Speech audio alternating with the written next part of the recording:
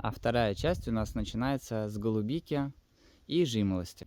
В прошлом году осенью, ровно год назад, я сажал большие, где-то трехлетние кусты голубики неизвестного сорта. Я написал производителю. В результате я купил в Leroy Merlin за 300 рублей по распродаже. Вот такие кустики. Были они поменьше, конечно. Вот, написал производителю. Через год я сообразил это сделать. Нашел производителя, написал. Они сказали Blue Crop. Вот, так что вот такие вот ягодки. Вот они. Она поздняя. Сейчас 1 октября. Поздняя очень. Уже заморозки были. Некоторые ягодки подмерзли. Вот, но тем не менее, вот такая вот красотища. Этот год еще был довольно холодный, поэтому это нельзя считать правилом. Ну вот такая красота. Вот кусты очень сильно разрослись, они были посажены в чистый торф. У меня есть отдельное видео про посадку именно этих кустов, и я рассказываю там все секреты, лучший грунт, который нужно использовать. В общем, обязательно посмотрите. Сейчас появилась подсказка в уголке, можно нажать и посмотреть именно этот ролик про эти кустики. Также голубика была посажена и вот здесь вот. Это была траншея, которая была наполнена прямо мешками с торфом, вот друг за другом, которые следуют. Это первый год, вот первый сезон, как кусты растут, и на этих кустах ягод не было. Может быть, это из-за заморозков весенних, сильных, -8 было в мае. Может быть, по другим причинам, но пока что еще не удалось попробовать какой-то результат получить, именно вот ягодный такой. Вот, но эта технология очень хороша, потому что, посмотрите, вот первый год кусты растут, они были такие заморыши, куплены по распродаже, такие уже подвяленные какие-то, и вот выросли такие очень даже приличные. Вот здесь продолжение посадки, но посажено другим способом. Были взяты мусорные мешки, и туда насыпан торф. То есть получается, что вот эти емкости, они были более глубокие как бы.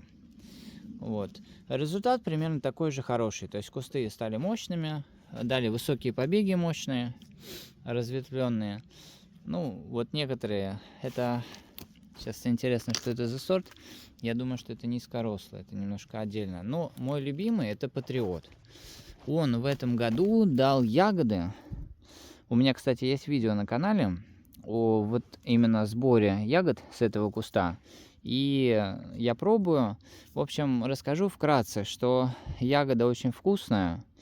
Единственное, что у этого сорта, у него вот налет, он быстро очень стирается. И ягода становится нетоварного вида. Вот. Ну, вот посадка дала свои результаты. Этот кустик уже куплен был довольно мощным таким и дал ягоды. Ягоды крупные, они примерно вот сантиметра 1,5 или 2. Несколько ягодок, сигнальный урожай, он, как правило, не говорит ни о чем. То есть ягоды могут сигнальные быть маленькие, а потом, когда куст уже набирает сил, получается нормальный размер ягод. И постепенно мы переходим к жимолости. Эти кустики были так же, как вместе с голубикой посажены в прошлом году. То есть они ровно год назад были посажены. И вот посмотрите, какие они огромные. Это я сеточку натянул от птиц. Вот, посмотрите, какие побеги вымахали. Уже одеревенели. Но они прям реально вот толстые. Вот, посмотрите. Это саженцу 1 год. Ну, как бы после посадки 1 год. То есть куплены они были 2-летками. Вот. И вот хочу выделить 2 сорта. Первый сорт, который самый-самый главный, это Boreal Blizzard. Здесь разные сорта, каждый своего сорта. Сердце гиганта, Boreal Blizzard, Boreal Beast, Boreal Beauty, вот такого рода. И Boreal Blizzard, огромные ягоды, грамма, наверное, 4, очень сладкие, похожи на варенье вкус. Вот. И ягоды крупные, вкусные, держатся на кусте хорошо, то есть они созревают, и можно просто собрать, сорвать, они не падают. Вот, то есть это я выделю. И Boreal Beast, они, конечно, помельче ягоды и менее, кстати, вкусные. Так что Boreal Blizzard самый лучший сорт, по моему мнению, жимолости. Очень советую покупать именно его. И обязательно понимайте и имейте в виду, что нужно несколько сортов для опыления, посаженные рядом, вот как у меня. И, в общем, они действительно очень неприхотливые, обработок никаких не было, немножко подкормки. И, ой, кстати, смотрите-ка, уже зацвело. Но сейчас осень, конечно, не слишком актуальна, но проснулась вдруг жимолость. В общем, очень практичная культура. Ухода практически не нужно, а ягод действительно очень много. И вот так вот они растут очень активно, кусты. И вот здесь вот около беседки тоже были посажены несколько растений. Это Boreal Blizzard. Он как-то не стартанул особо в росте. Вот. И это у нас Аврора сорт. Очень даже хорошо подрос. Вот интересно, что вот этот кустик, я помню, я все думал, вот как бы корневую систему надо разрывать и корешки вот так вот как бы рвать или не надо.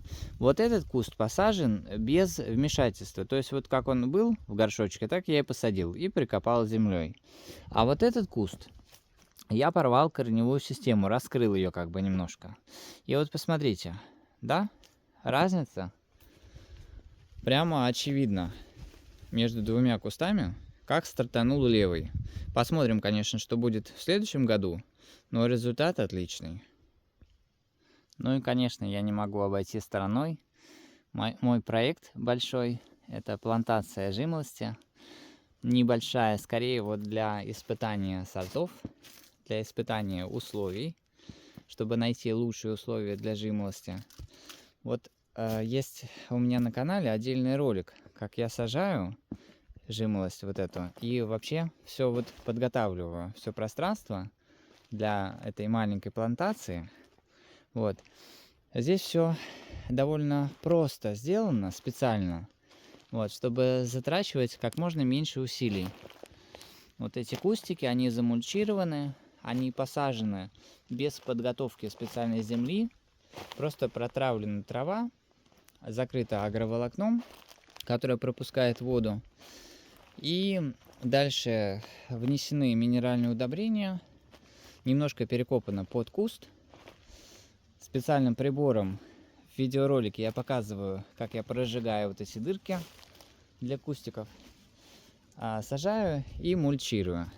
Вот здесь вторая часть плантации. Если там были кусты высокие, где-то 1,8-2 метра, то здесь кусты пониже. Здесь Индиго Джем и Аврора. Вот это вот Аврора мне очень понравился, этот сорт, потому что он крепкий, высокий, быстро растет. А здесь Индиго Джем. Может быть, мне не очень повезло с саженцами, но Индиго Джем прям сильно отличается. И говорят, что и плоды у него тоже меньше. То есть вот эти ягодки, они заметно меньше. Вот такая вот красота. Вот, главное, что не надо полоть траву. Здесь настолько много мульчи под агроволокном, что трава не пробивается просто через нее. Вот, дай бог. Вот, будем обязательно, я буду загружать новые видео по поводу этой плантации, как она будет расти, чтобы вы могли уже в перспективе смотреть, насколько хорошо себя проявили именно те технологии, про которые я рассказываю. Предыдущие кусты, более старые, уже показывают очень хорошие результаты. Так что смотрите другие видео на канале. Я буду продолжать этот обзор, но уже про плодовые деревья, такие как груша, яблоня, черешня и прочее. Так что смотрите дальше.